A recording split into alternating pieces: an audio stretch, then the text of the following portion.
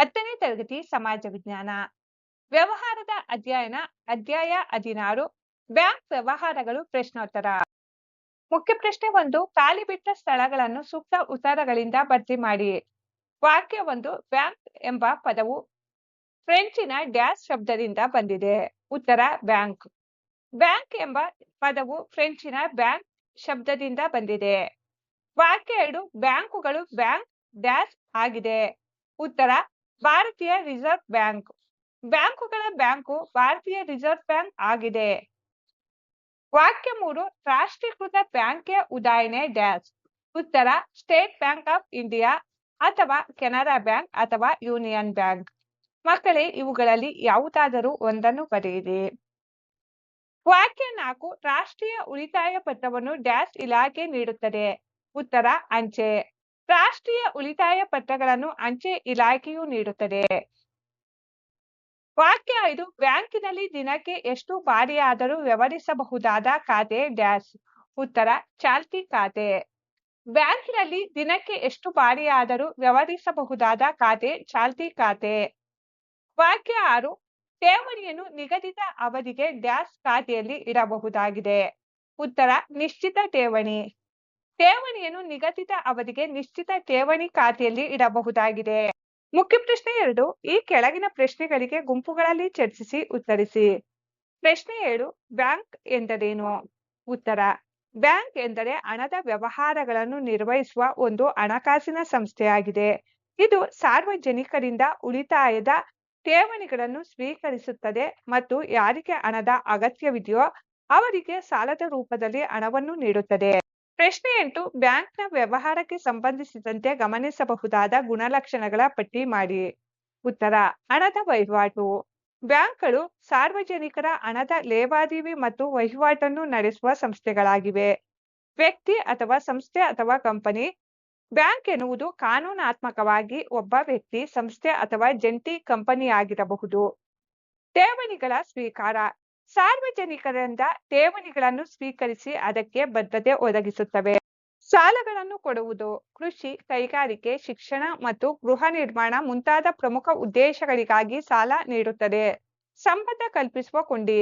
Bank ಠೇವಣಿದಾರರು ಮತ್ತು ಸಾಲಗಾರರ ಮಧ್ಯೆ ಸಂಪರ್ಕ ಸೇತುವೆಯಾಗಿ ವರ್ತಿಸುತ್ತದೆ. ಹೆಸರಿನ ಗುರುತು. ಪ್ರತಿಯೊಂದು ಬ್ಯಾಂಕು ತನ್ನ ಹೆಸರಿನ ಕೊನೆಯಲ್ಲಿ ಬ್ಯಾಂಕ್ ಎಂಬ ಪದವನ್ನು ಕಡ್ಡಾಯವಾಗಿ ಬಳಸಿರಬೇಕು.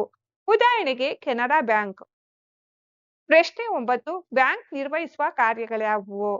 ಉತ್ತರ ಸಾರ್ವಜನಿಕರಿಂದ ಮತ್ತು ಸಂಸ್ಥೆಗಳಿಂದ ಠೇವಣಿಗಳನ್ನು ಸ್ವೀಕರಿಸುವುದು, ಸಾರ್ವಜನಿಕರಿಗೆ, ವ್ಯಾಪಾರಿಗಳಿಗೆ ಮತ್ತು ಸಂಘ ಸಂಸ್ಥೆಗಳಿಗೆ ಸಾಲಗಳನ್ನು ನೀಡುವುದು, ಹಣವನ್ನು ಒಂದು ಸ್ಥಳದಿಂದ ಮತ್ತೊಂದು ಸ್ಥಳಕ್ಕೆ ಸುಲಭವಾಗಿ ಕಳುಹಿಸುವುದು, ಗ್ರಾಹಕ ಪರವಾಗಿ ಚೆಕ್ಕುಗಳು ಮತ್ತು ಹುಂಡಿಗಳ ಮೇಲಿನ ಹಣವನ್ನು ವಸೂಲಿ ಮಾಡುವುದು, ಗ್ರಾಹಕರ ಚಿನ್ನಾಭರಣ ಹಾಗೂ ಬೆಲೆ ಬಾಳುವ ದಾಖಲೆಗಳ ಕಾಯಲು ಭದ್ರತಾ ಕಪಾಟುಗಳನ್ನು ಬಾಡಿಗೆಗೆ ಕೊಡುವುದು, ವಿದೇಶಿ ವಿನಿಮಯದ ವ್ಯವಹಾರಗಳನ್ನು ನಿಯಮಾನುಸಾರ ನಿರ್ವಹಿಸುವುದು, ಕೇಂದ್ರ ಮತ್ತು ರಾಜ್ಯ ಸರ್ಕಾರಗಳ ಹಣಕಾಸಿನ ವಹಿವಾಟುಗಳನ್ನು ಚಲಾಯಿಸುವುದು.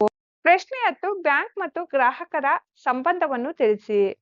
ಉತ್ತರ 1, ಸಾಮಾನ್ಯ ಸಂಬಂಧ. ಇದರಲ್ಲಿ ಪ್ರಾಥಮಿಕ ಸಂಬಂಧ. ಇದು ಸಾಲಿಗ ಮತ್ತು ಸಾಲಗಾರನ ನಡುವಿನ ಸಂಬಂಧವಾಗಿದೆ. ಸಹಾಯಕ ಸಂಬಂಧ. ಧರ್ಮದರ್ಶಿ ಮತ್ತು ಪ್ರಯೋಜನಕಾರಿಯ ನಡುವಿನ ಸಂಬಂಧ. ಕಾರ್ಯಭಾರಿ ಸಂಬಂಧ. ನಿಯೋಗಿ ಮತ್ತು ಮುಖ್ಯಸ್ಥನ ನಡುವಿನ ಸಂಬಂಧ. 2, ವಿಶೇಷ ಸಂಬಂಧ. ಇದರಲ್ಲಿ ಚೆಕ್ಕುಗಳನ್ನು ಮನ್ನಣೆ ಮಾಡುವುದು, ಗ್ರಾಹಕನ ಲೆಕ್ಕಗಳ ಗೌಪ್ಯತೆ ಕಾಪಾಡುವುದು.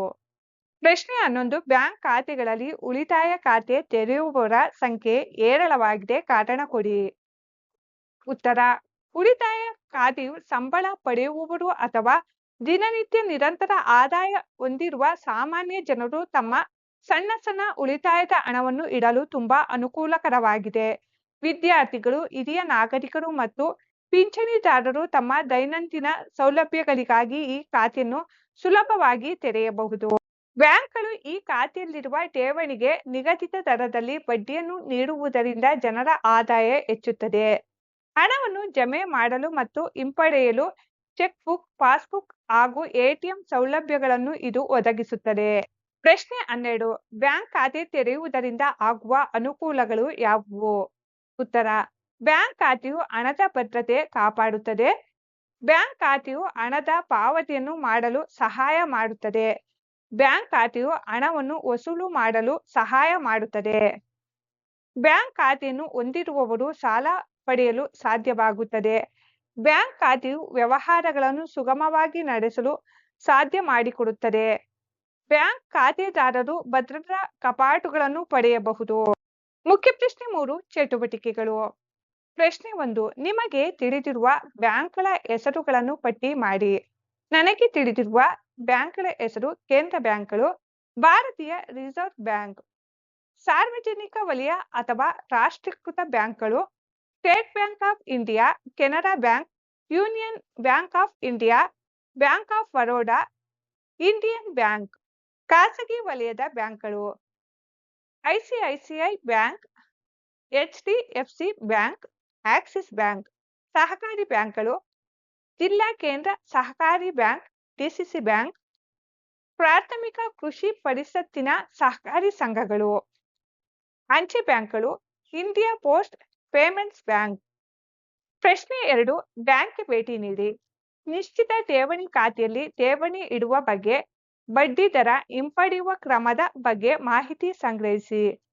ಉತ್ತರ: ಠೇವಣಿ ಇಡುವ ಕ್ರಮ: ಒಂದು ನಿರ್ದಿಷ್ಟ ಹಣವನ್ನು ಒಂದು ಬಾರಿಗೆ ಒಂದು ನಿಗದಿತ ಅವಧಿಗೆ, ಅಂದರೆ 1 ರಿಂದ 10 ವರ್ಷ ಇಡಲಾಗುತ್ತದೆ.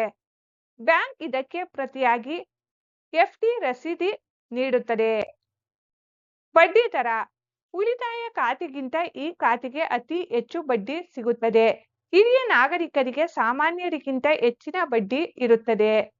ಹಣ ಹಿಂಪಡೆಯುವುದು: ನಿಗದಿತ ಅವಧಿ ಮುಗಿದ ನಂತರ ಅಸಲು ಮತ್ತು ಬಡ್ಡಿಯನ್ನು ಒಟ್ಟಿಗೆ ಪಡೆಯಬಹುದು. ತುರ್ತು ಸಂದರ್ಭದಲ್ಲಿ ಅವಧಿಗೂ ಮುನ್ನ ಹಣ ಹಿಂಪಡೆದರೆ ಬಡ್ಡಿ ದರ ಕಡಿಮೆಯಾಗುತ್ತದೆ. ಮುಖ್ಯ ಪ್ರಶ್ನೆ 4. ಯೋಜನೆ. 1. ಯಾವುದಾದರೂ ಬ್ಯಾಂಕ್ ವ್ಯವಸ್ಥಾಪಕರನ್ನು ಭೇಟಿ ಮಾಡಿ. ಬ್ಯಾಂಕ್ ಖಾತೆ ತೆರೆಯುವ ಕ್ರಮವನ್ನು ತಿಳಿಯಿರಿ. ಉತ್ತರ: ಬ್ಯಾಂಕ್ ಖಾತೆ ತೆರೆಯುವ ಬಗ್ಗೆ ಕ್ರಮ: ನಮಗೆ ಅಗತ್ಯಕ್ಕೆ ತಕ್ಕಂತೆ ಉಳಿತಾಯ ಖಾತೆ ಅಥವಾ ಚಾಲ್ತಿ ಖಾತೆಯನ್ನು ಆರಿಸಿಕೊಳ್ಳಬಹುದು. ಬ್ಯಾಂಕಿಗೆ ಭೇಟಿ ನೀಡಿ ಸಂಬಂಧಪಟ್ಟ ಅಧಿಕಾರಿಯಿಂದ ಮಾಹಿತಿ ಪಡೆಯಬಹುದು.